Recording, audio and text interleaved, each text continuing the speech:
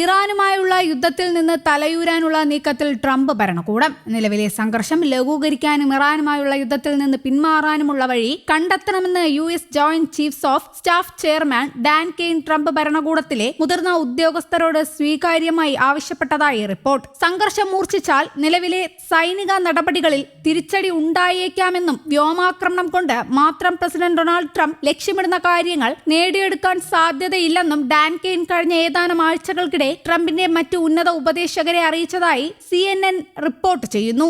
അതുകൊണ്ട് തന്നെ യുദ്ധത്തിൽ നിന്ന് പിന്മാറാനുള്ള ഒരു വഴി അമേരിക്ക കണ്ടെത്തേണ്ടതുണ്ടെന്നും അദ്ദേഹം ആവശ്യപ്പെട്ടു. യുദ്ധം ഒരു വഴിത്തിരിവിലെത്തി നിൽക്കുന്നു എന്ന കാഴ്ചപ്പാട് ഡാൻ കെയ്നിന് മാത്രമല്ലെന്നും സൈനിക വൃത്തങ്ങളെ ഉദ്ധരിച്ചുള്ള റിപ്പോർട്ടിൽ പറയുന്നു. CIA ഡയറക്ടർ ജോൺ റാറ്റ്ക്ലിഫ്, വിദേശകാര്യ secretary Marco Rubio, vice president JD Vance എന്നിവരുൾപ്പെടെയുള്ള പ്രധാനികളുമായി കെയ്ൻ ആശങ്കകൾ പങ്കുവച്ചിട്ടുണ്ട്. യുദ്ധത്തിന്റെ അടുത്ത ഘട്ടം സംബന്ധിച്ചുള്ള കൂടിയാലോചനകൾക്കായി ട്രംപുമായി ഉന്നത ഉദ്യോഗസ്ഥർ കൂടിക്കാഴ്ച നടത്തുന്നതിന് മുന്നോടിയായിട്ടാണ് സൈനിക മേധാവി ഭരണകൂടത്തിലെ പ്രധാനികളെ കണ്ടത്. യുദ്ധത്തിൽ നിന്ന് പിൻവാങ്ങാനുള്ള ഒരു പൊതു അഭിപ്രായം രൂപപ്പെടുത്താനും അദ്ദേഹം കൂടിക്കാഴ്ചയിൽ ശ്രമിച്ചുവെന്നും CNN വ്യക്തമാക്കുന്നു. ഇറാനിലേക്ക് കരസേനയെ അയക്കുന്നതിനോട് ട്രംപിന് എതിർപ്പുണ്ട്. പകരം വ്യോമാക്രമണത്തിലൂടെ തന്നെ ലക്ഷ്യങ്ങൾ നേടാനാകുമെന്ന് തന്നെയാണ് അദ്ദേഹത്തിന്റെ വിശ്വാസം. എന്നാൽ ഇറാൻ ആണവായുധം സ്വന്തമാക്കുന്നത് തടയാൻ എളുപ്പവഴിയായി ട്രംപ് തിരഞ്ഞെടുത്ത സൈനിക നടപടി ആരംഭിച്ച് 6 മാസങ്ങൾക്ക് ശേഷവും യുദ്ധം അനിശ്ചിതമായി നീളുകയാണ്. ഇതിനിടെയാണ് സൈനിക പരിഹാരങ്ങളൊന്നും നിലവിലില്ല എന്ന് ട്രംപിന്റെ ഏറ്റവും മുതിർന്ന സൈനിക ജനറൽ സ്വീകാര്യമായി വാദിക്കുന്നു എന്നതും പ്രധാനമാണ്. US കടുത്ത ആയുധക്ഷാമം നേരിടുന്നുവെന്ന റിപ്പോർട്ട് പുറത്തു വന്നതിന് പിന്നാലെയാണ് സൈനിക ജനറലിന്റെ യുദ്ധത്തിൽ നിന്ന് പുറത്തു കടക്കാനുള്ള വഴികൾ തേടിയുള്ള ചർച്ചയും പുറത്താകുന്നത്.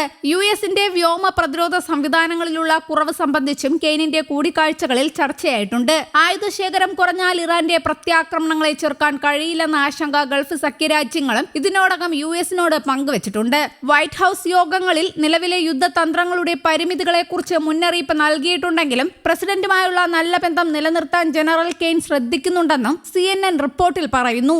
ആക്രമണം തുടരാൻ പ്രസിഡന്റ് ഉത്തരവിട്ടാൽ US സൈന്യത്തിന് അതിനുള്ള കരുത്തുണ്ടെന്ന് അദ്ദേഹം നേരത്തെ വ്യക്തമാക്കിയിട്ടുണ്ട്. ഇറാന്റെ ഊർജ്ജ അടിസ്ഥാന സൗകര്യങ്ങൾ ആക്രമിക്കുമെന്ന് ട്രംപ് പലതവണ ഭീഷണിപ്പെടുത്തിയിട്ടുണ്ട്. എന്നാൽ അത്തരമൊരു നീക്കം ഇറാനെ കീഴടങ്ങാൻ നിർബന്ധിതമാക്കാൻ സാധ്യത കുറവാണെന്ന് വൃത്തങ്ങൾ പറഞ്ഞതായും CNN റിപ്പോർട്ട് ചെയ്യുന്നുണ്ട്. മറിച്ച് ഗൾഫ് രാജ്യങ്ങളിലെ ഊർജ്ജ അടിസ്ഥാന സൗകര്യങ്ങൾക്കെതിരെ ഇറാൻ തിരിച്ചടി നടത്താൻ ഇത് ഇടയാക്കാൻ സാധ്യതയേറെയാണെന്നും ചൂണ്ടിക്കാണിക്കപ്പെടുന്നു. ഇത്തരം ആക്രമണങ്ങൾ ഇറാനിലെ ജനങ്ങളെ ഭരണകൂടത്തിനെതിരെ തിരിക്കുന്നതിന് പകരം കെയ്ൻ തന്നെ പരസ്യമായി സൂചിപ്പിച്ചിട്ടുള്ളതുപോലെ അവരെ കൂടുതൽ ഒരുമിപ്പിക്കാൻ സാധ്യതയുണ്ടെന്ന അഭിപ്രായവും ഉയർന്നെന്നാണ് റിപ്പോർട്ട്. ഇറാനെ പരാജയപ്പെടുത്താനുള്ള ഏക മാർഗം കരസേനയെ ഉൾപ്പെടുത്തിയുള്ള വലിയ സൈനിക നടപടി മാത്രമായിരിക്കുമെന്ന് നിരവധി വിശകലന വിദഗ്ധർ അഭിപ്രായപ്പെടുന്നുണ്ട്. എന്നാൽ അത്തരമൊരു നടപടിയിൽ ആയിരക്കണക്കിന് അമേരിക്കൻ സൈനികരുടെ ജീവൻ നഷ്ടപ്പെടാനുള്ള സാധ്യതയുണ്ടെന്നാണ് ചൂണ്ടിക്കാണിക്കപ്പെടുന്നത്. പെന്റഗൺ എല്ലാ സാധ്യതകളും പരിഗണിക്കുന്നതിനാൽ അത്തരം പദ്ധതികൾ നിലവിലുണ്ട്. എന്നാൽ നിലവിൽ ഭരണകൂടത്തിനകത്ത് ആരും അത്രയും കടുത്ത നടപടിക്ക് വേണ്ടി വാദിക്കുന്നില്ല എന്നാണ് റിപ്പോർട്ടുകൾ വ്യക്തമാക്കുന്നത്.